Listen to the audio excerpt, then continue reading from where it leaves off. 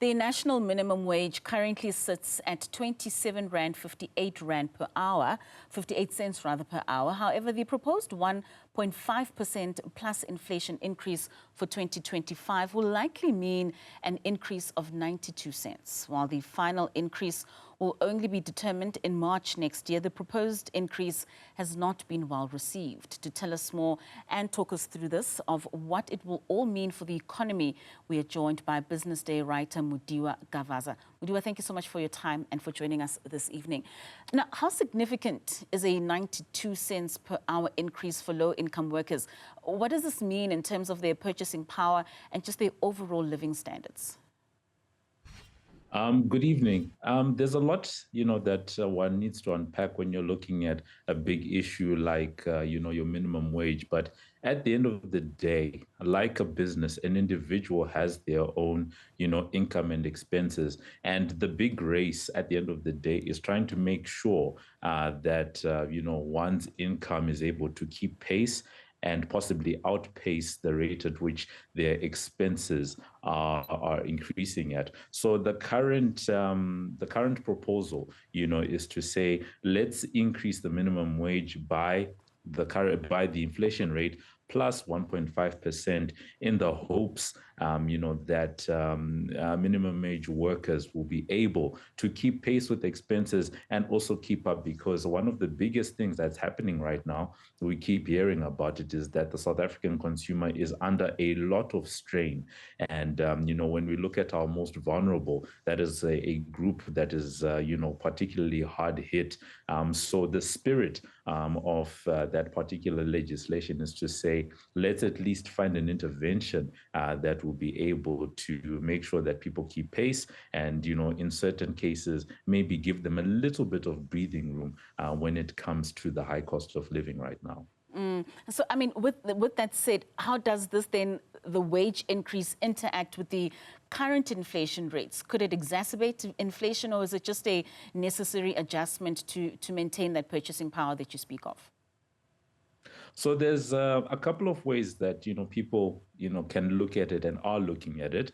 A lot of the detractors right now are arguing to say that from an input cost point of view, businesses that, have labor input, which is almost all businesses, in the economy, are going to have to deal with that particular increase. When we talk about an increase, that sounds relatively small at that 92 cents, rate that we're talking about. It sounds small when you're talking about it on a per hour basis, but when you then extrapolate that over the working day, the working week, the working month, and then over, more than just one worker, we're talking thousands of workers that businesses, need to be thinking about, then, the costs do end up adding up, especially for, larger businesses that have, a high component, of those types of workers. That's one piece.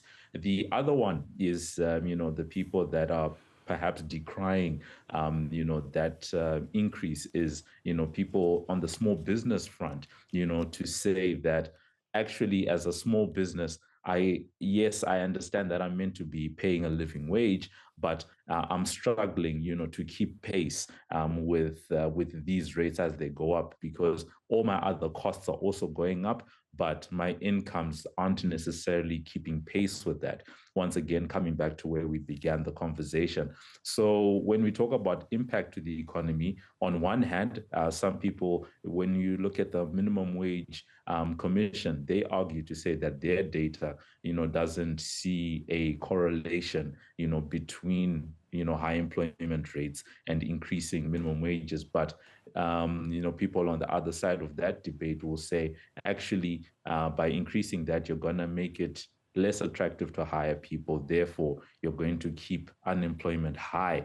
And in certain cases, you might even see existing workers losing, some of their jobs. And I think just the last piece that I will add is the fact that you may see, at least on the side of the detractors, people then playing around with different types of employment structures, as opposed to hiring people on a permanent basis. And I think that just leads exactly to what my next question would have been, because if a layman would look at, like you say, that 92 cents per hour increase, I can't imagine that to raise concerns with business owners. How might that affect their operational costs, their pricing strategies, and just those employment decisions significantly? Does this not lead to increased employment? So once again, if you're looking at it from a pure cost, point of view, then it may be a tough pill to swallow, especially because of the extrapolations that we spoke about earlier on. That 92 cents is not in isolation. You sort of have to take that, per hour, per day, per month, and then over the period of a year. Because if you're a business, you're trying to make sure that you are budgeting. Right now is the time where, a lot of businesses will be saying, okay, fine, we're about to get into 2025. How are we going to do that? Obviously, financial years tend to change and are different for different companies, but those are the things that you're trying to plan for. That's the first piece.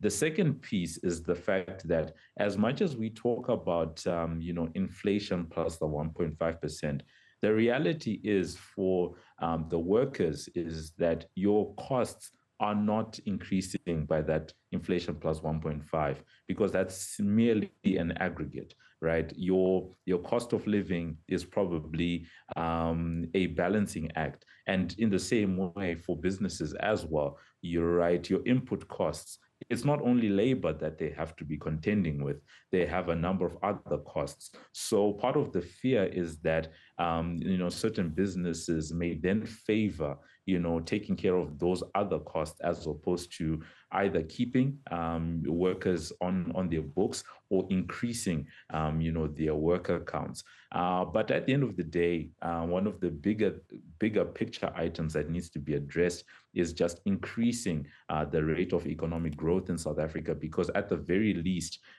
if South Africa can escape this, below 1% growth and perhaps get to the 1.8 or the 2% that some of the market players are expecting in 2025, that may, make it a little bit easier for employers to say, okay, fine, yes, minimum wage is going up, but at least the economy is growing and our businesses are growing at a faster pace, so we can make this happen. Of course, and then it's a win-win for everyone involved.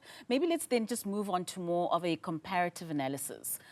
How does South Africa's approach to minimum wage compare to that of other countries? And are there lessons to be learned from international practices? So a number of different countries are, grappling with this particular issue. And I think this is one of the reasons why we have seen a rise in discussions around a universal basic income.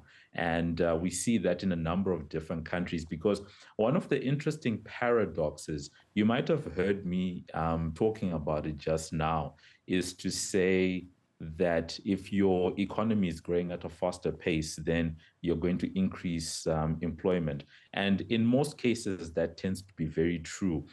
But in a sector that I cover, quite a bit, which is technology, you almost see a paradoxical situation where the likes of your Facebooks, your Googles, your Metas, your Microsofts, your big tech companies that have those big trillion-dollar valuations and are raking in billions in profits, those are the same businesses that are actually cutting down on some of their headcounts, right? So you have growing businesses, you have expanding balance sheets, but it's not necessarily resulting in increased employment in some of those businesses, which is why there are these discussions that are being had to say, perhaps in the chase or the pursuit of economic growth, we might not always get the employment outcomes that we're looking for. So that is one of the pieces, that people need to be thinking about, in that particular discussion.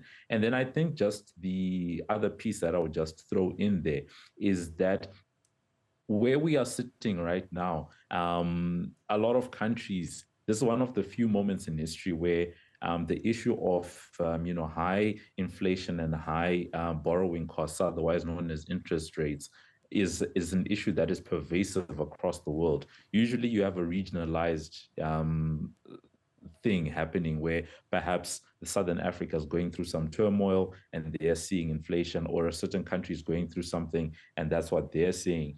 But coming out of the COVID years, countries around the world are all struggling with this, and these are some of the discussions that are being had. One of the employment trends that I would point at inside this discussion is that in places like the United States and other developing economy, there is a rise in contract work. Some people would also call it the gig economy. We are seeing more and more activity in that part where people have unstructured work, and you are sort of pulling in money from a number of different sources, a number of different platforms, because you're trying to, make ends meet. And then from the contract point of view, especially in your technology sectors and some of the other more professional sectors, we're seeing that rise in, contract work being one of the things that people are doing to say, we can't be guaranteeing permanent employment and permanent wages and salaries the way that we have in the past. So let's rather get people as and when we need them. And I think over time, that's one of the things that's going to feed into a lot of the discussions, around the minimum wage, because at the end of the day, like we said, economic growth won't always result in those employment outcomes that we're looking for. Most certainly. And I suppose those in the gig economy, that 92 cents per hour increase could be of some significance. Thank you so much for your time and for joining us this evening and for those insights. That's business writer Mudiwa Gavaza.